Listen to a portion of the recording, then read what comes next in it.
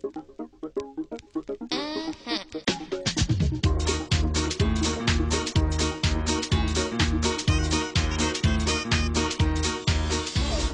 on va plus vite, on se fait plus plaisir, quoi. Donc c'est fastidieux. Ouais, et le problème, c'est que des fois, on a envie d'arrêter, on a envie d'abandonner parce que on peut pas se dire ah bah c'est bon, c'est acquis quand on claque des doigts, quoi.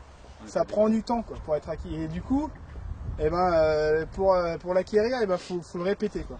C'est pour ça que je disais, il valait mieux répéter plusieurs fois des petites sessions que d'en faire une fois et se dire oh non, c'est bon, j'ai pris zéro plaisir, c'était trop dur, je le referai plus. Mais finalement, c'est ce genre de travail hors roller où quand même l'équilibre est moins précaire. Et alors que le problème, c'est qu'il y en a parmi vous, comme les défauts ils se voient plus quand on est en roller, on se sert de la vitesse pour se donner de l'équilibre. Du coup, on essaie d'accélérer un peu, et en fait, on va gagner 3 km/h, mais on va en perdre 10. Quoi.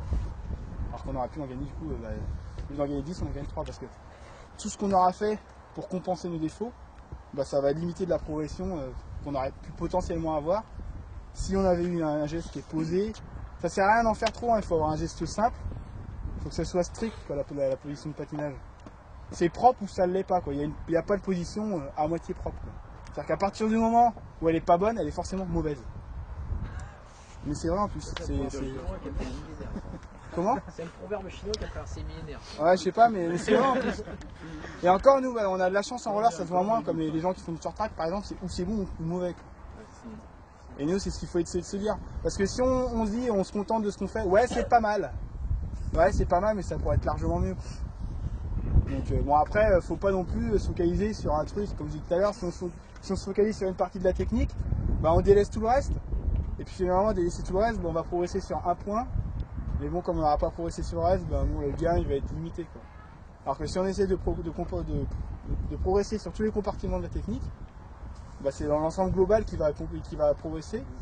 Et du coup, ça fait un effet de synergie, quoi. C'est-à-dire que si on progresse dans tous les compartiments, on progresse d'autant plus globalement. Mais il ne faut surtout pas oublier la notion de plaisir. C'est-à-dire quand on va patiner, c'est avant tout pour se faire plaisir, c'est pas pour penser seulement à sa technique.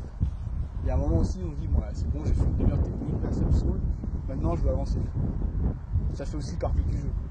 C'est en prenant plaisir qu'on va avoir envie de s'investir pour progresser techniquement. Parce que les gens qui s'obstinent à avoir progressé à tout prix en faisant que ça, la dimension de plaisir, au revoir, ils en font 6 mois, ils prennent des rollers au placard, j'y arriverai jamais, ça me saoule. Donc voilà, on a tous le niveau qu'on a, et pourtant je pense qu'on peut se faire plaisir à tous les niveaux.